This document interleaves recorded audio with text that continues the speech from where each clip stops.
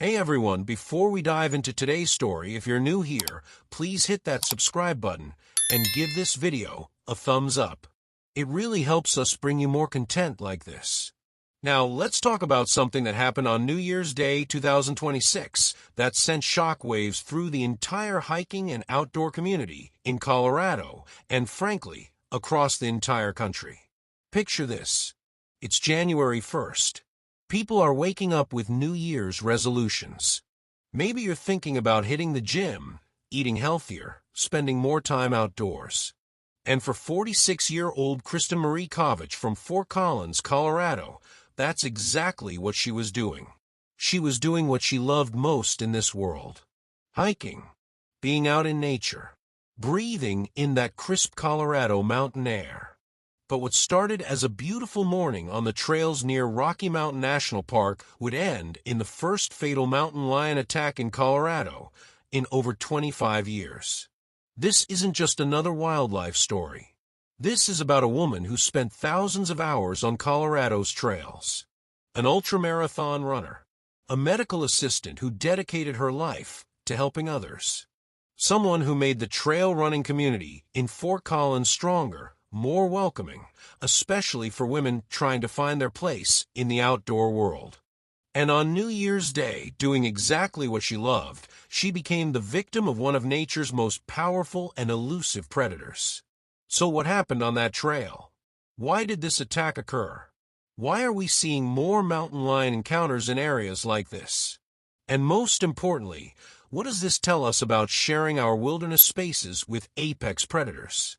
Stick around because we're going to break down everything we know about this tragic incident, and I promise you, by the end of this video, you're going to have a completely different understanding of mountain lions, their behavior, and what it really means to hike in their territory. Let me set the scene for you. The Crosier Mountain Trail. It's located in Larimer County, Colorado, south of the small mountain community of Glen Haven, east of Estes Park. If you've never been there, this is classic Colorado Front Range territory.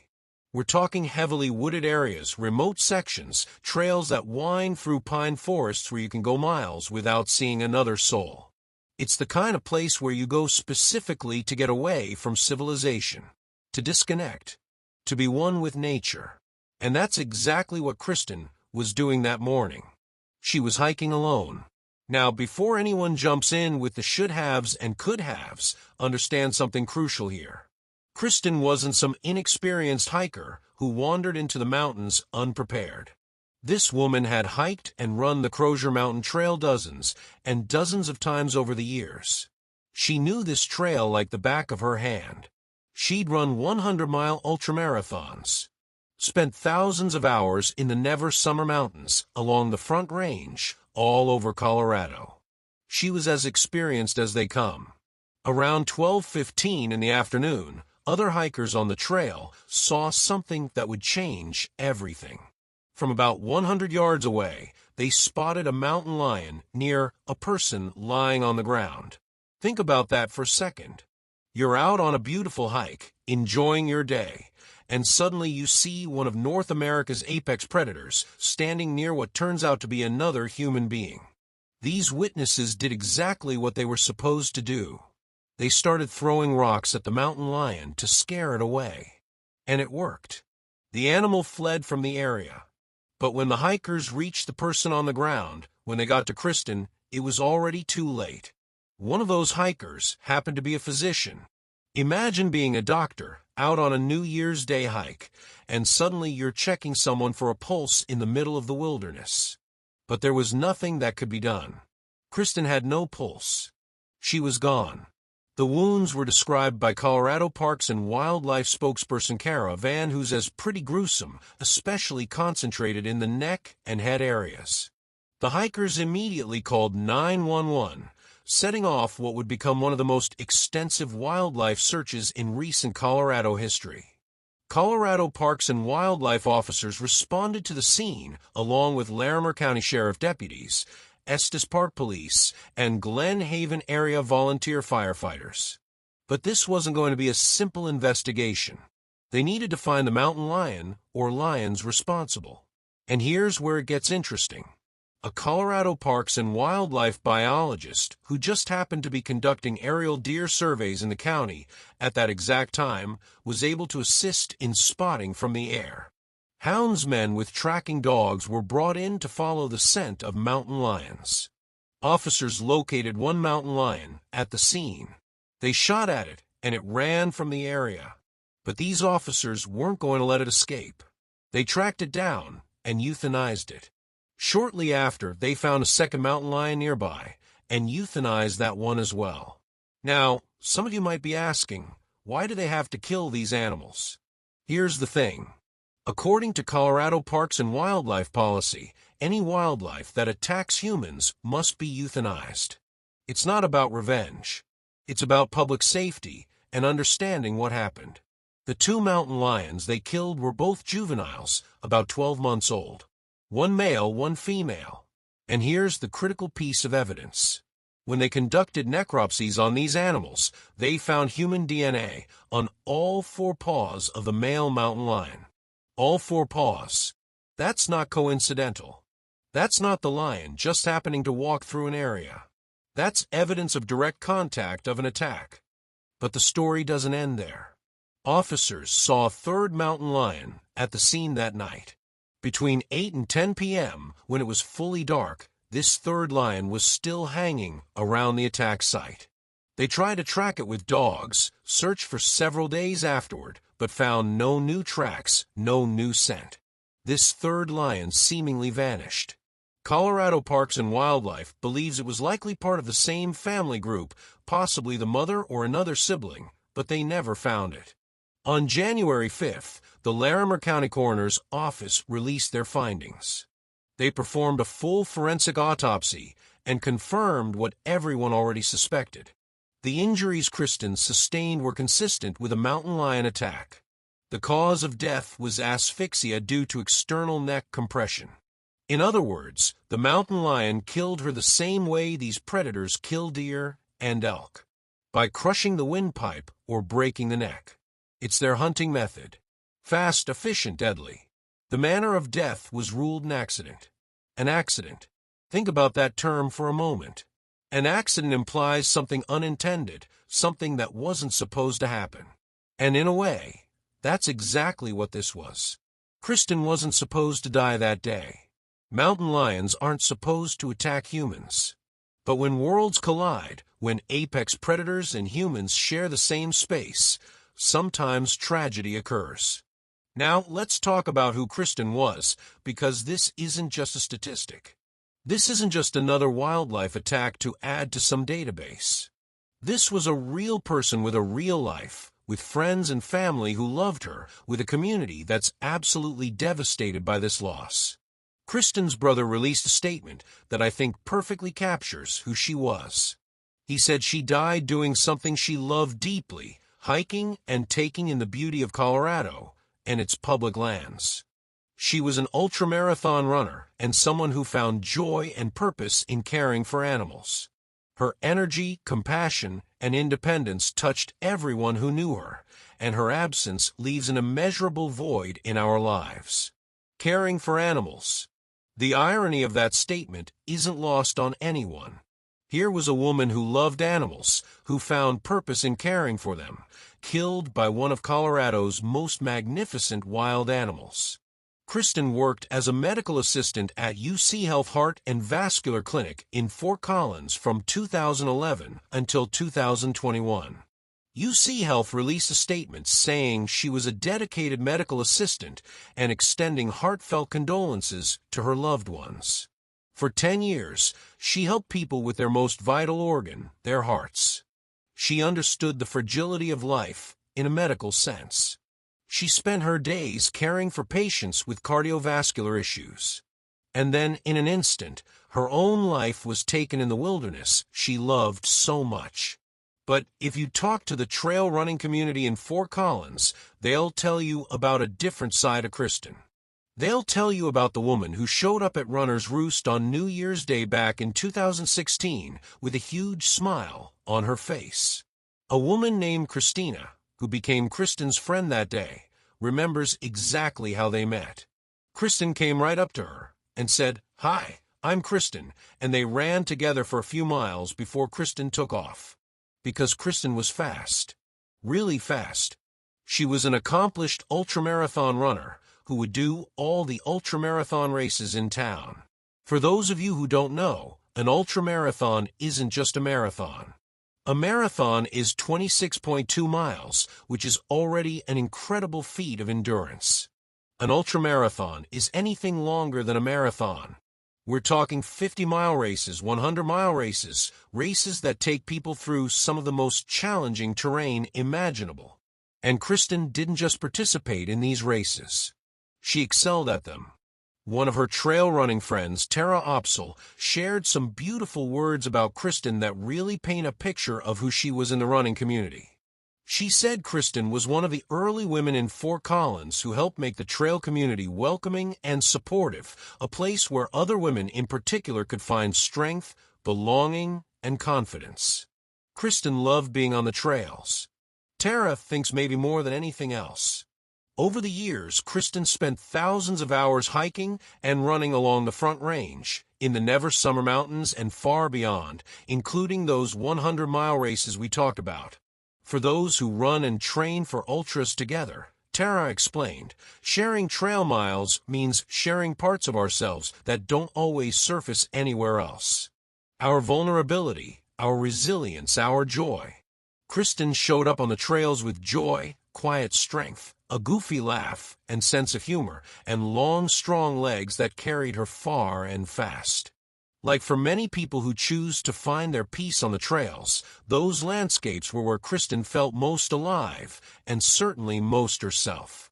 She loved Crosier. Like many in her community, she had hiked and run it in community and solo dozens and dozens of times over the years. Christina, her friend, said something that really stuck with me. When asked what she wanted people to know about Kristen amid all the widespread discussion about the attack, she focused on who her friend was. Kristen loved Colorado.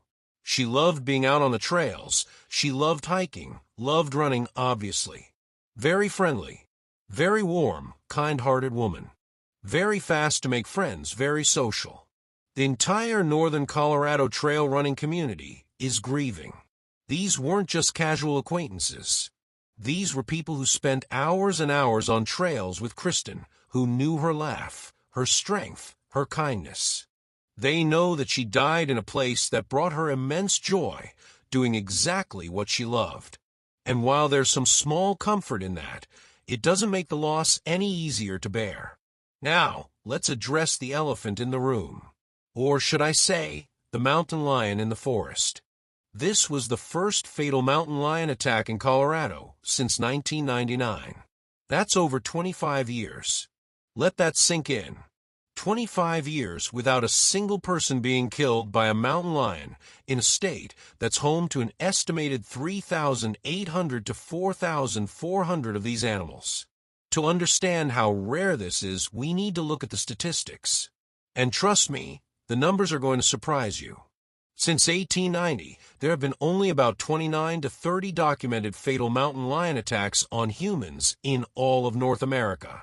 We're talking about the United States and Canada combined. Over more than 130 years. That averages out to about 0.18 attacks per year. Not even one attack every 5 years results in a fatality. In Colorado specifically, there have been only 28 reported mountain lion attacks on humans since 1990.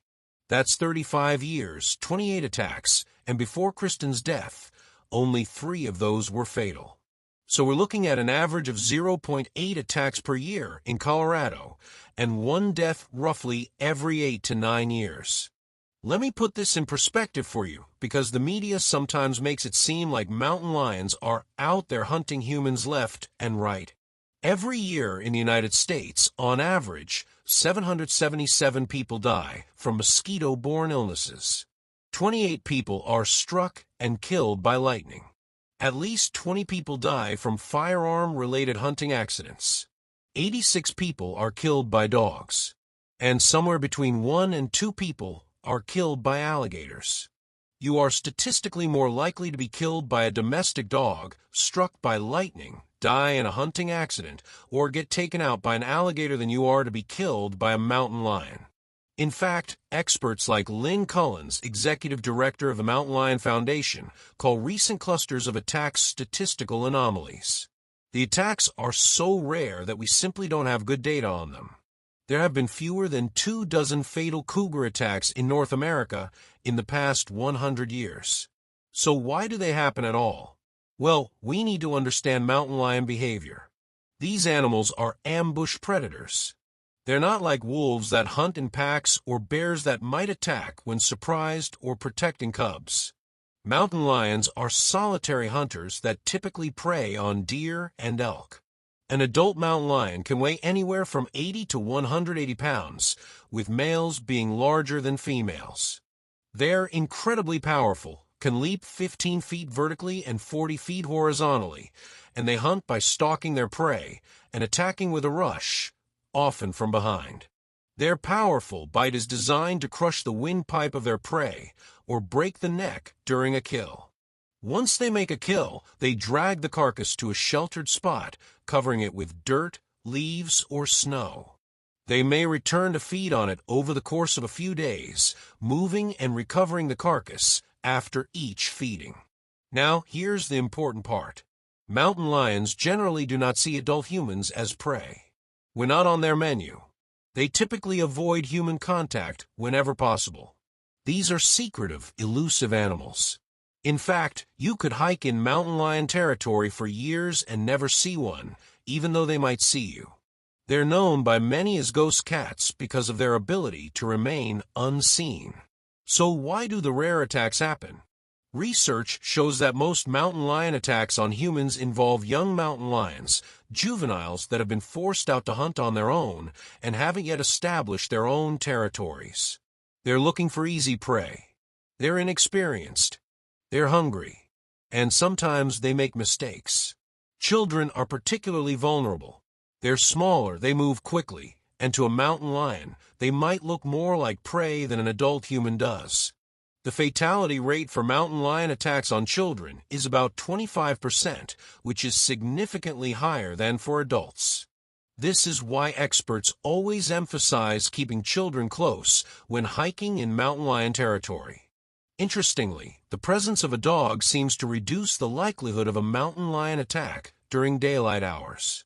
However, dogs can also attract mountain lions if they're off-leash and ranging far from their owners. And at night, near residences, dogs can actually become targets themselves. One fascinating aspect of the research is that people who react aggressively when encountering a mountain lion, yelling, throwing objects, making themselves appear larger, charging at the animal, or using weapons, are much more likely to avoid an attack entirely. Mountain lions assess whether something is worth the risk.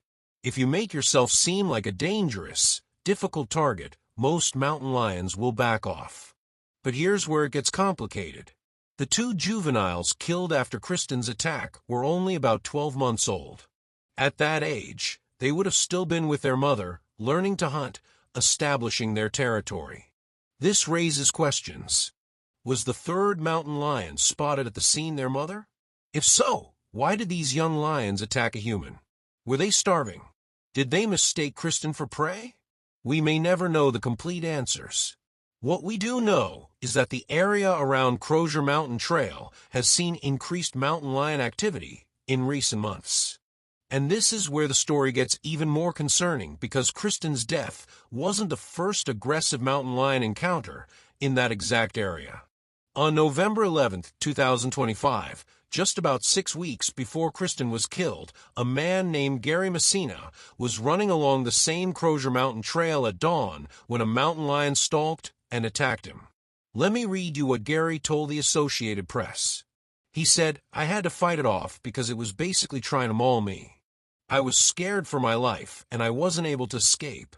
I tried backing up and it would try to lunge at me." Gary threw his phone at the mountain lion. He kicked dirt. He yelled. And finally, he used a large stick to club the animal until it backed off. This wasn't a brief encounter. This was a sustained attack that Gary barely survived.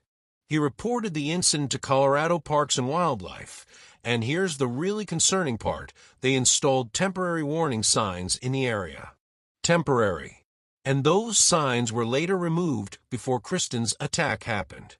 Think about that for a second. A man is attacked by a mountain lion on a trail. Officials are notified. Warning signs go up. And then those signs come down.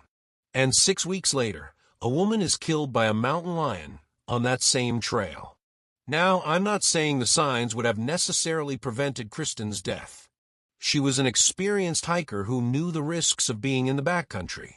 But it raises questions about how we manage wildlife warnings and public safety. According to Kara Van, who's from Colorado Parks and Wildlife, there were 5 separate reports of mountain lion encounters in that area in the 9 weeks leading up to Kristen's death. 5 reports. This included attacks and sightings. Mountain lions had killed dogs being walked by their owners in that area. Multiple mountain lions had been spotted on trails. One local woman, Kelly Mahoney, who owns a cabin near the site of the attack, shared a video where she talked about previously seeing a family of 4 mountain lions in the area. She said, "I couldn't believe it.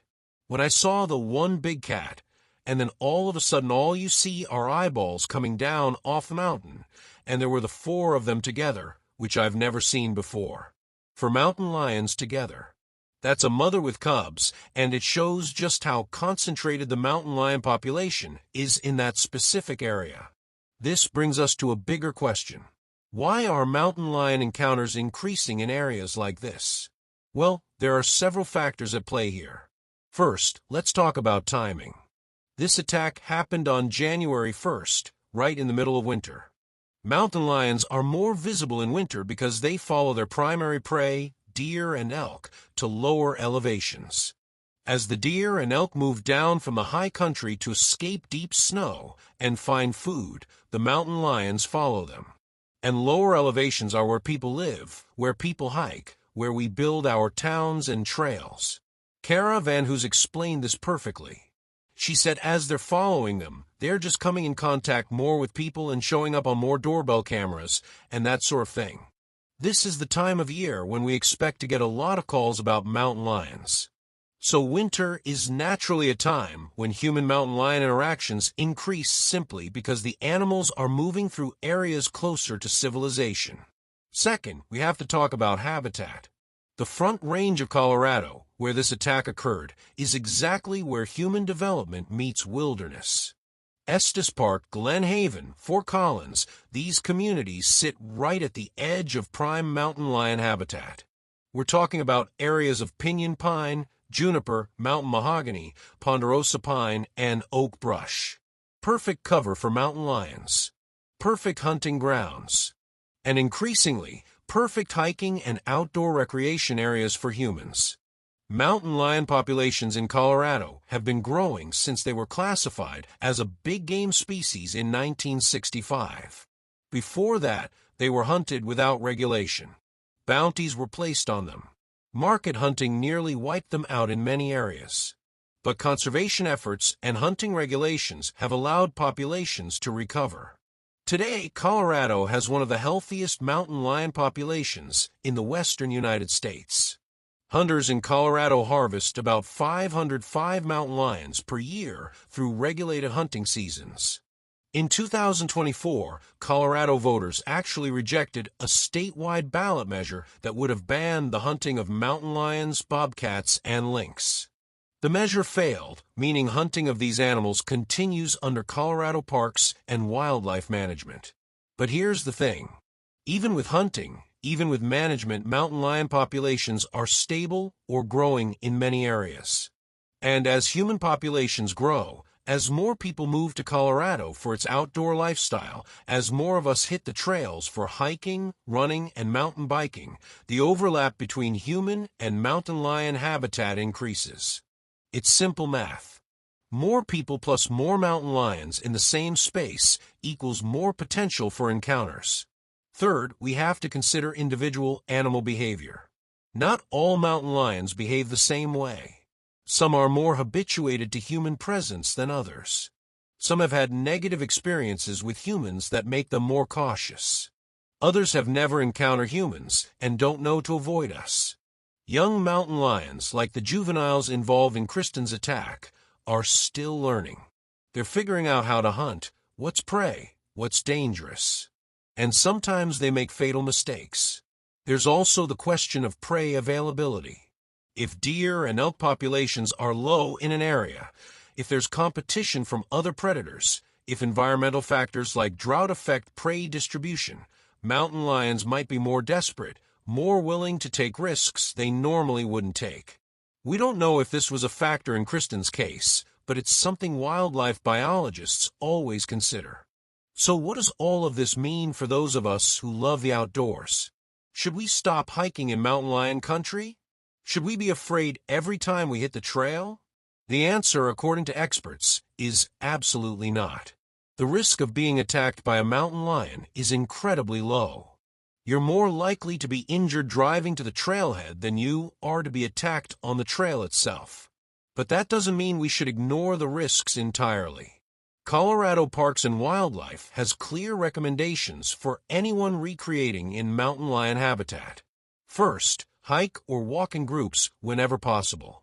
Make noise to avoid surprising a lion. Mountain lions are ambush predators. If they know you're coming, they're far more likely to avoid you. Carry a sturdy walking stick. Keep children close to you at all times. Never let them run ahead on the trail. Never approach a feeding mountain lion or one with kittens. If you see evidence of a fresh kill, like a partially consumed deer carcass covered with dirt or debris, leave the area immediately. That's the mountain lion's food cache, and they will defend it aggressively. If you encounter a mountain lion, here's what you need to do. Do not run. Running triggers their chase instinct. You cannot outrun a mountain lion. They can sprint at speeds up to 50 miles per hour in short bursts. Stay calm. Speak firmly and loudly. Make yourself appear larger by raising your arms, opening your jacket, or raising your trekking poles above your head. Maintain eye contact. Do not turn your back on the animal. Pick up small children immediately without bending over or turning away from a lion. If the mountain lion behaves aggressively, throw objects at it. Wave your arms. Shout loudly. Do everything you can to convince the lion that you are not prey and that you are a threat. Back away slowly while facing the lion. Give it space and an escape route. Most mountain lions want to avoid confrontation. If you give them a way out, they'll usually take it. But if a mountain lion attacks, and this is crucial, fight back. Do not play dead. Mountain lions aren't like grizzly bears where playing dead might save you. Fight back with everything you've got. People have successfully fought off mountain lions using rocks, sticks, jackets, garden tools, and their bare hands. Target the animal's eyes and nose. Protect your neck and throat, which is where they instinctively try to bite. Fight dirty. Your life depends on it. The survival rate for people who fight back against mountain lion attacks is actually pretty high. Most victims who aggressively defend themselves can deter the lion and survive the encounter. There are documented cases of people strangling attacking mountain lions, beating them with sticks, even using their bare hands to gouge eyes and noses until the animal retreats. Gary Messina, the runner who was attacked on the same trail 6 weeks before Kristen, survived because he fought back. He used a stick. He made himself a difficult, dangerous target. The mountain lion decided he wasn't worth the effort and left. But Kristen was hiking alone. We don't know what happened in those final moments. We don't know if she saw the attack coming, if she had time to react, if she tried to fight back. The nature of her injuries, concentrated in the neck and head, suggests the attack was swift and deadly. Mountain lions are ambush predators. Their entire hunting strategy is based on surprise.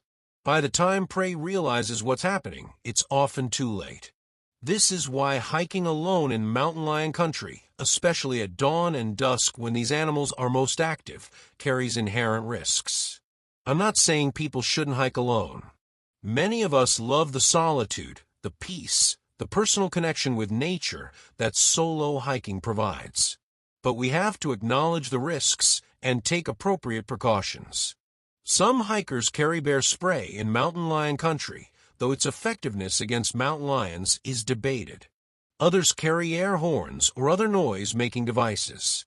Some people hike with large dogs, which can serve as both early warning systems and deterrents. And many experienced backcountry users carry personal locator beacons or satellite communication devices so they can call for help in emergencies. The reality is that no matter how prepared you are, no matter how experienced, no matter how many precautions you take, there's always some level of risk when you venture into wild spaces. That's part of what makes the wilderness special. It's wild. It's unpredictable. It's a place where humans aren't at the top of the food chain, where nature operates by its own rules.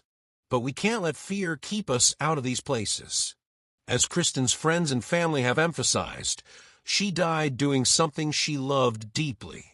The trails brought her joy, purpose, peace, and connection.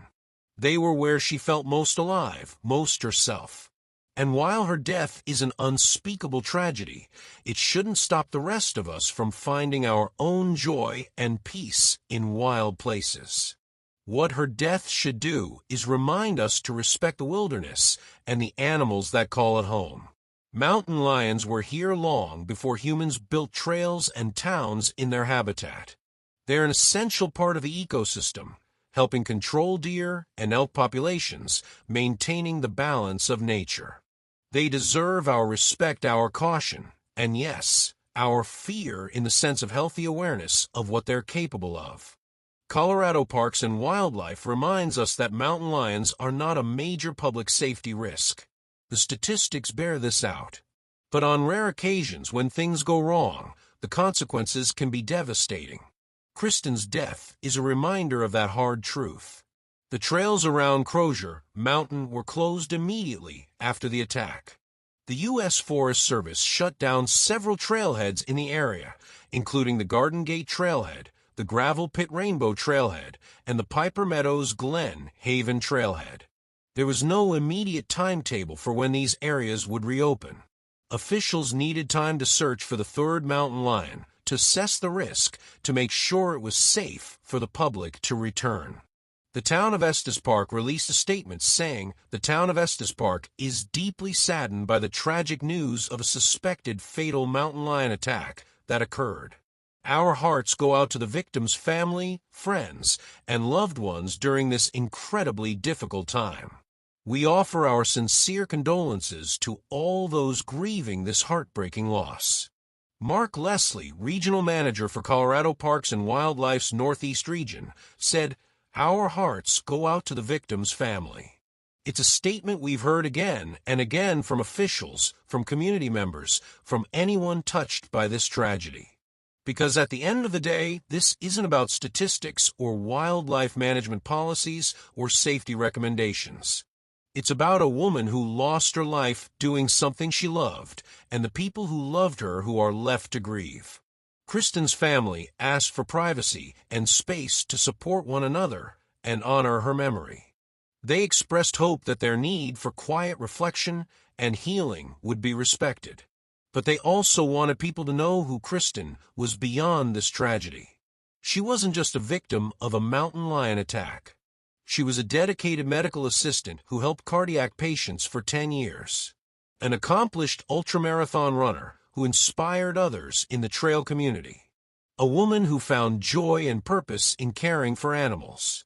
Someone whose energy, compassion, and independence touched everyone who knew her. In the wake of this attack, there's been a lot of discussion about mountain lion management in Colorado. Some people argue for more aggressive hunting, for reducing mountain lion populations in areas near human development.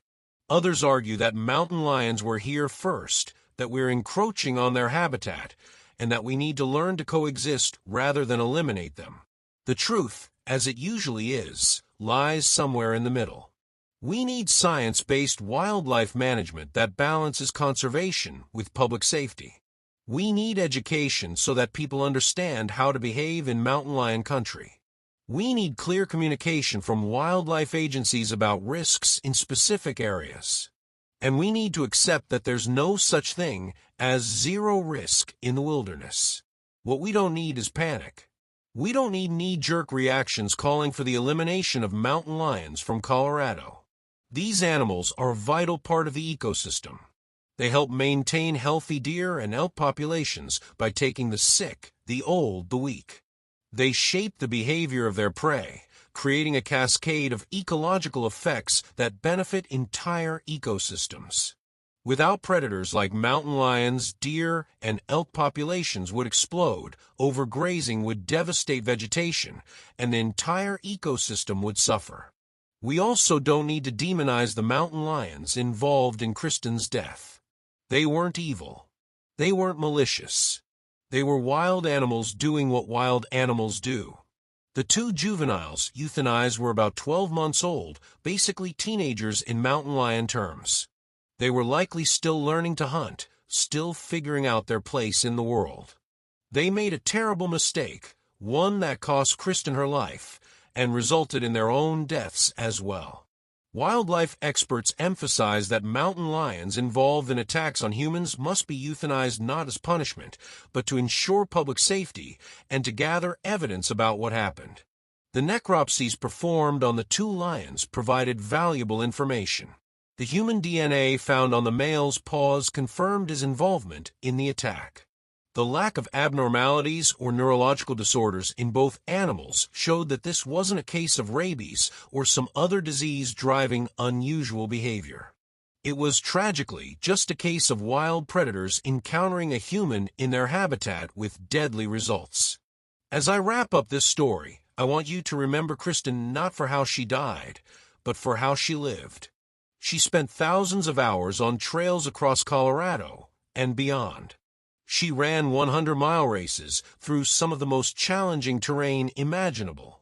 She showed up at those races and on training runs with joy, quiet strength, a goofy laugh, and a sense of humor. She made the Fort Collins trail running community more welcoming, especially for women looking for strength, belonging, and confidence. She loved Colorado. She loved the trails. She loved the mountains.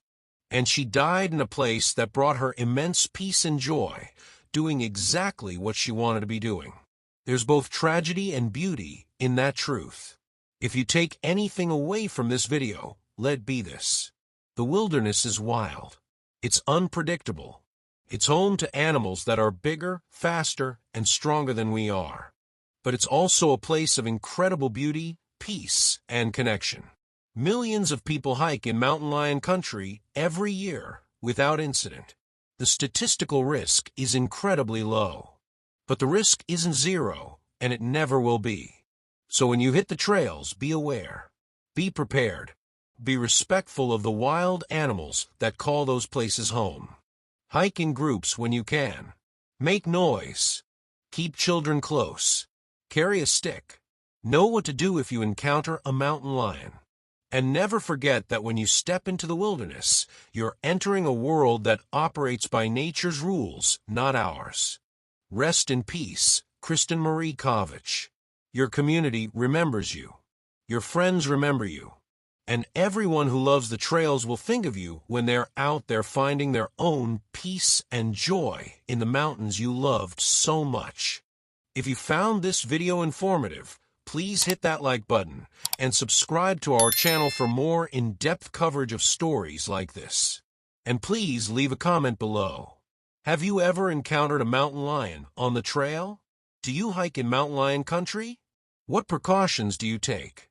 Let's have a conversation about how we can safely enjoy the outdoors while respecting the wild animals that call these places home. Thanks for watching and stay safe out there.